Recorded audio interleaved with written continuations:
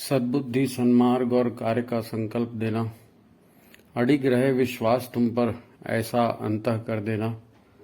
मेरे हृदय में आने में तुम्हें कोई संकोच न हो। हे गुरुदेव, मुझे नजरों से दूर कभी न होने देना। हे गुरुदेव, मुझे नजरों से दूर कभी न होने देना। नमस्कार, गायत्री चिंतन धारा में आपका स्वागत है। मित्रों, दुनिया में सबसे कीमती चीज क्या है? अगर कोई आपसे ये पूछे तो आप क्या जवाब देंगे?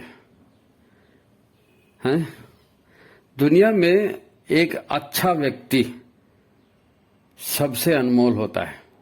अच्छा व्यक्ति वो होता है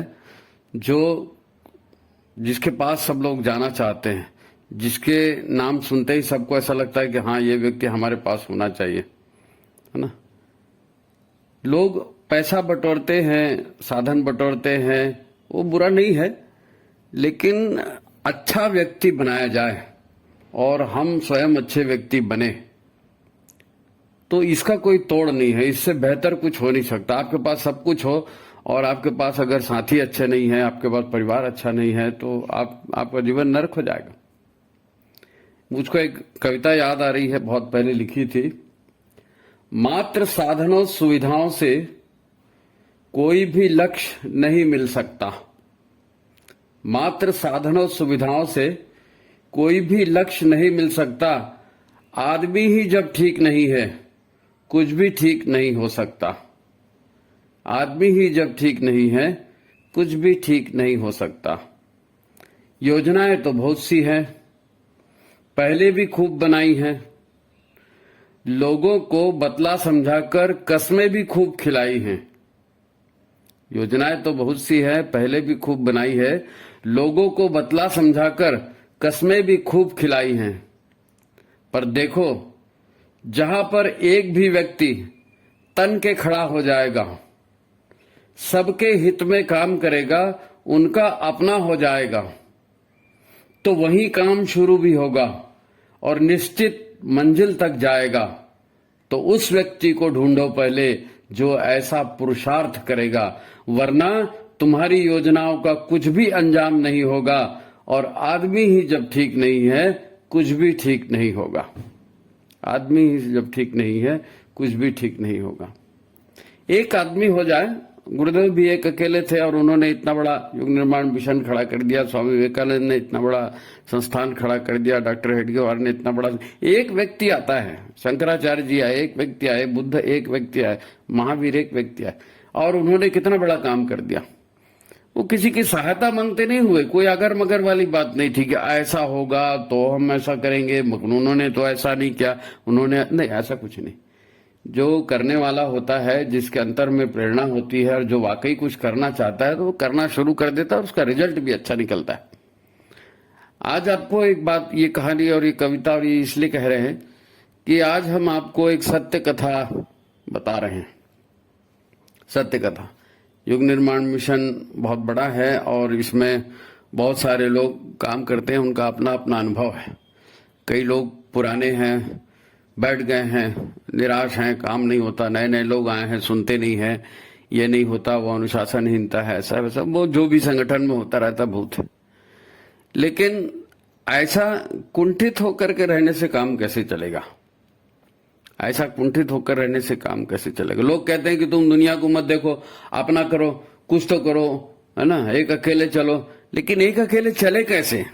तो आज आपको एक व्यक्ति से मिलाते हैं जो मिशन का एक परिजन है, और एक अकेले ने उसने कैसे एक यूनिट बनाई और एक प्रज्ञा मंडल बनाया।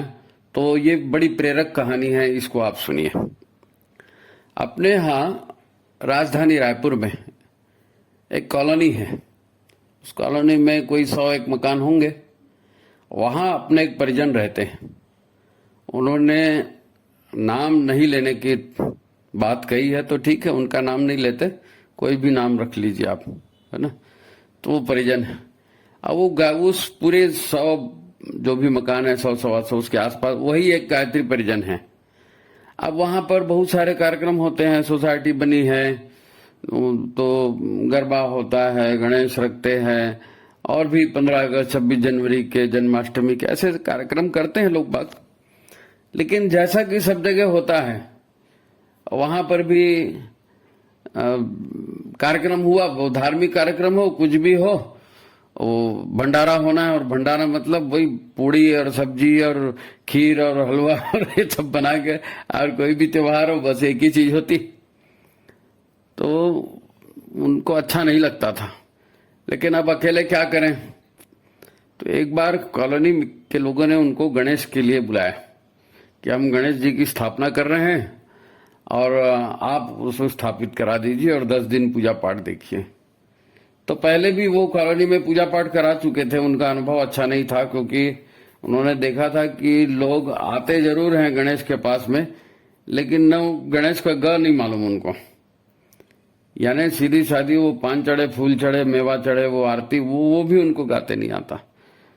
तो वो बड़े निराश हो गए, क्या है, कुछ नहीं आते, धर्म का काम करते हैं और बस कपड़े पहनकर आ जाते हैं, एक दूसरे की आलोचना करते हैं, जो भी उनको अच्छा नहीं लगा। तो उन्होंने कहा कि भाई मैं जो है केवल आपके गणेश की स्थापना कर दूंगा और विसर्जन कर दूंगा, और बीच में जो है 10 दिन आप लोग आरती पूजा करना, उसमें मैं नहीं आऊंगा। तो वो काफी इधर उधर किया, वो फोकट में काम करते थे, बाहर का पंडित बुलाते तो 2-4 हजार ले ही लेता। उन्होंने भी कहा कि चलो भाई ठीक है, अब वो पूजा निपट गई।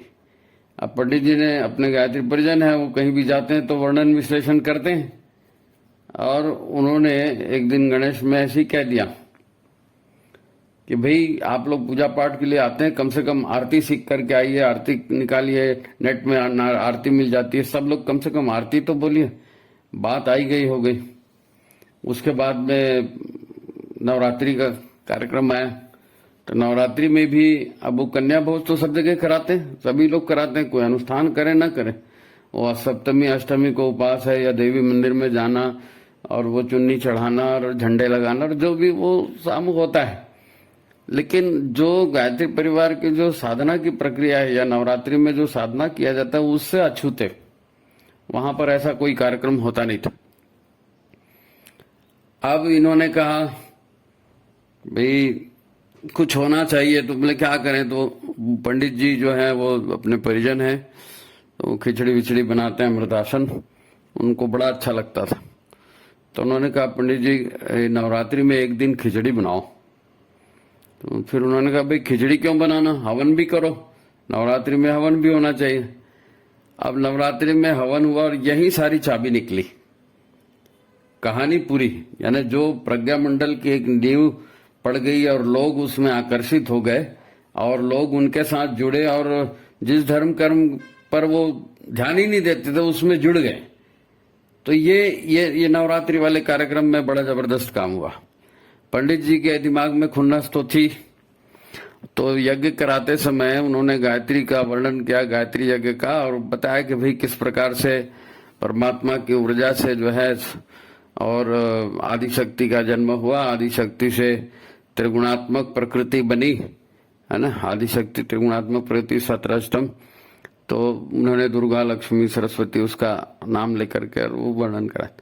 तो मजे की बात यह है कि यहां उन्होंने ये कह दिया कि भाई आप लोग कुछ तो सीखो। इंग्लैंड में, अमेरिका में, अफ्रीका में, यूरोप में देखो कैसे सब लोग हिंदू धर्म को अपना रहे हैं और वहां भी यज्ञ कर रहे हैं और सड़क पर और राम के और कृष्ण के गीत गाते हुए, ढोलक बजाते हुए घूम रहे हैं, और हमारे यहाँ हिंदुस्तान में रह करके आप लोग कुछ नहीं करते। कुछ तो समझो। जब छोटे थे स्कूल जाते थे तो चलो स्कूल जाते थे, फिर नौकरी की, शादी की चिंता हो गई, फिर शादी भी हो गई, नौकरी भी हो गई, अब उसके बाद में आ गए तो बच्चे भी हो गए, अब बच्चे भी स्कूल कॉलेज जाने लगे, अब तो मरना ही बाकी है खाली। तो मरने के पहले कुछ तो कर लो। तो कुछ लोगों को वहां पर झटका लग गया कि पंडित जी हवन करा रहे हैं कि मरने की बात बोल रहे हैं। लेकिन मुंह फट थे, अपने परिजन है, मुंह फट थे, उन्होंने कह दिया। बाद में फिर 2-3 उनके परिजन पास में आए, यज्ञ हो गया, निपट गया, भंडारा निपट गया। फिर उन्होंने कहा कि पंडित जी क्या करना चाहिए। उन्होंने कहा भाई कम से कम कैसे पूजा पाठ करते हैं, कैसे आरती करते हैं, उसका बेसिक्स तो जानो। तो ऐसी बात निकली है, वहां पर भी मुंह फट था, उन्होंने कह दिया कि आप सिखाओ। मैंने कहा ठीक है सिखाएंगे। तो फिर मेरे से बातचीत हुई, हम लोगों ने बात किया। हमने कहा कि आप एक काम करो, ये तो इसमें गायत्री परिजन कोई नहीं है, आप एक काम करो, इनको कहो कि हम आपको 8 घंटे का एक क्रैश कोर्स देते हैं। तो हमारे यहाँ गायत्री परिवार में वो चलता है, आप उनको बता देना कि गायत्री परिवार में चलता है देव संस्कृति संदेश, देव संस्कृति संदेश के नाम से 8 घंटे का जो है आपको एक क्रैश कोर्स देते हैं। उसमें आपको पूजा पाठ कैसे करना है, क्या करना है, उसकी भावना वो सब समझा देंगे।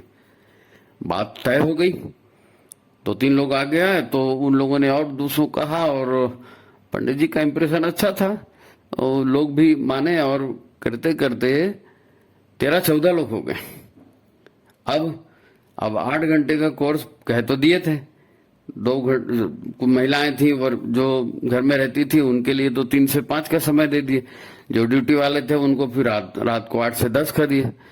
और उन्होंने हमसे कहा कि भाई ये कैसे करूं मैं इनका, ये सरल हवन विधि की किताब लाए शक्तिपीठ से, और बोले कि कैसे किया जाए, तो इतनी बड़ी किताब है, इनको तो सीधा सीधा आरती हिंदी की नहीं बोल सकते, संस्कृत के मंत्रों का उच्चारण कैसे करेंगे।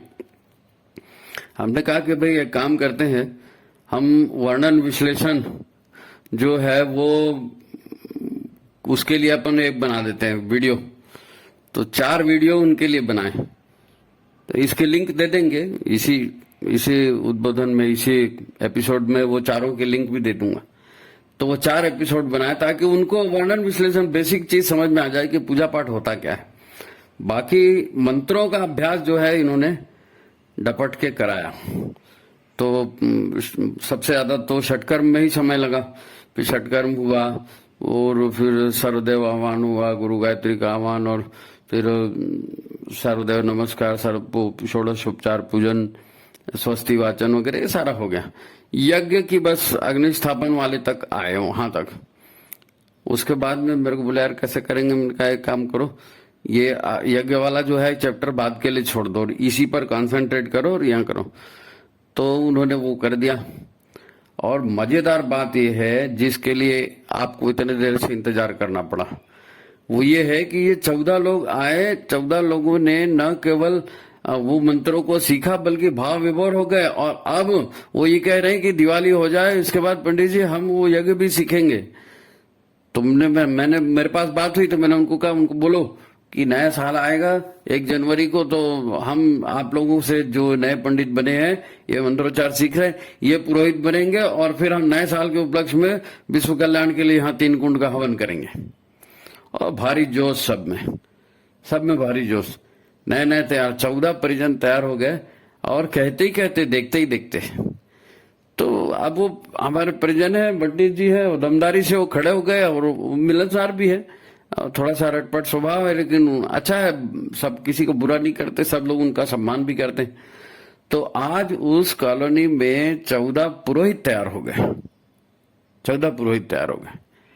और अब उन्होंने ये लिया है कि दिवाली के बाद जो है हर गुरुवार को बैठेंगे और गुरुवार को 40-45 मिनट जो भी है, पूरे जो सरल हवन विधि के सारे मंत्र हैं, उस सारे मंत्रों का सामूहिक उसका बोलने का अभ्यास। अभी भी वो है उनका, बोल लेते हैं, लेकिन फिर भी एक साथ उसका अभ्यास। फिर उसी में वो संस्कारों को भी जोड़ने वाले हैं, युग संस्कार पद्धति के। और बाद में फिर तो नए साल में यज्ञ होगा, ऐसा एक भूमिका बनी है। मैं सोचा आप लोग को बता दूं कि एक व्यक्ति है और वो ईमानदारी से गुरु के पद चिन्हों पर चलना चाहता है, चल रहा है। संगठन क्या कर रहे हैं, शक्तिपीठ क्या कर रहे हैं, जोन उपजोन क्या कर रहे हैं, बाढ़ में जा, तुमको क्या करना, तुम मिशन का काम करो, गुरुदेव काम करो, गुरुदेव का साहित्य तो है ना, अकेले काम करो। अकेले काम करेंगे आप और आपको तसल्ली होगी कि हमने इतने लोगों को गुरुदेव से जोड़ा। बस ये है कि आपका आचरण सही होना चाहिए, आपका आचरण अनुकूल होना चाहिए, आदर्श होना चाहिए, तब तो लोग आपके ऊपर विश्वास करेंगे और आएंगे। ऐसी हवाई बातों से ऐसे काम नहीं होते। जो अभी ये जो कविता जो आपको बताया ना, देखो जहां पर एक भी व्यक्ति तन के खड़ा हो जाएगा, सबके हित में काम करेगा, उनका अपना हो जाएगा, वही तो काम शुरू भी होगा और निश्चित मंजिल तक जाएगा। तो उस व्यक्ति को ढूंढो पहले जो ऐसा पुरुषार्थ करेगा, वरना तुम्हारी योजनाओं का कुछ भी अंजाम नहीं हो सकता। आदमी ही जब ठीक नहीं है, कुछ भी ठीक नहीं हो सकता। गुरुदेव ने इसीलिए व्यक्ति निर्माण की बात कही। व्यक्ति निर्माण, व्यक्ति बनेगा तो परिवार ऑटोमेटिक बनेगा, और व्यक्ति और परिवार बनेगा, परंपराओं को समझेगा, चलेगा, तो देखा देखी और भी बहुत से परिवार बनेंगे। ये जो प्रज्ञा मंडल अब बनने जा रहा है उनका, वो भारी खुश है। मेरे को बोला देखो प्रज्ञा मंडल हमारे यहाँ बनने जा रहा है। मैंने कहा अब अच्छा लगा ना दिल में, आप खड़े हो गए तन के, आपने काम किया, गुरुदेव आपके साथ है, आप काम करिए, आगे आइए। अब वो प्रज्ञा मंडल बन गया, अब वो बहुत सारे लोग आ गए, वो भी खुश हैं। मेरा आप सभी से निवेदन है, जो हताश हैं, निराश हैं, संगठन की चुगली होती है, शिकायत होती है, और बहुत सारी बातें जो निगेटिविटी की फैली हुई है, तो उधर ध्यान मत दो, है ना। गुरुदेव से तो जन्म जन्म का नाता है। घर में खाली बैठ करके होगा भी क्या। अब बनाइए प्रज्ञा मंडल, बनाइए, सक्रिय हो जाइए, जो जो कर सकते हैं कीजिए। वहां पे श्रावणी पर्व मनाइए, श्राद्ध तर्पण मनाइए, सारे पर्व मनाइए, लोगों को यज्ञ संस्कार कर्मकांड सीखे, अपने क्षेत्र में काम करो ना, क्या दिक्कत है। तो ये प्रज्ञा मंडल कैसे बनता है, ये पूरे यानी इतने भोगवादी पूरा समाज है वहां पर, है नहीं, उसके बीच में भी उन्होंने ये इकट्ठा किया, और अब लोग खुद होके कह रहे हैं कि दिवाली के बाद भी हम इसका अभ्यास करेंगे, मंत्रों का, और काम करेंगे। तो ये उनकी सच्चरित्रता का और गुरुदेव की महिमा का योग है। ऐसा हो सकता है, ऐसा हो सकता है, ये उदाहरण है, आप भी ऐसा कर सकते हैं। मैं इस वीडियो के लिंक में वो चारों लिंक भी दे दूंगा जो उन्होंने प्रशिक्षण के समय वो दिए थे ना, परिचयात्मक वाला, आप उसको भी देखिए। तो ठीक है, एक सत्य कथा आज आपको सुनाई, हकीकत सत्य कथा है, तो गुरुदेव का, भगवान का काम है, आप ईमानदारी से करिए, जरूर लोग आपके साथ जुड़ेंगे। और वो लिंक भी दी है डिस्क्रिप्शन में, मैं डाल दूंगा, आप उसको देखेंगे। और बाकी वही है, चैनल को देखिए, सब्सक्राइब कीजिए, लाइक कीजिए, लोगों तक पहुंचाइए, है ना। गायत्री चिंतन धारा परिवार जैसे बनते जा रहा है, इससे इतने लोग जुड़ रहे हैं और रचनात्मक काम भी हो रहे हैं, तो ये बड़े गर्व की बात है। और पंडित जी ने नाम लेने से मना कर दिया, लेकिन फिर भी मैं उनका आभारी हूँ। उन्होंने गायत्री चिंतन धारा के सहयोग से और मिशन का काम आगे बढ़ाने का काम किया, तो धन्यवाद के पात्र हैं। ठीक है, आप सभी ऐसा कीजिए। इसी शुभाकांक्षा के साथ सभी को प्रणाम।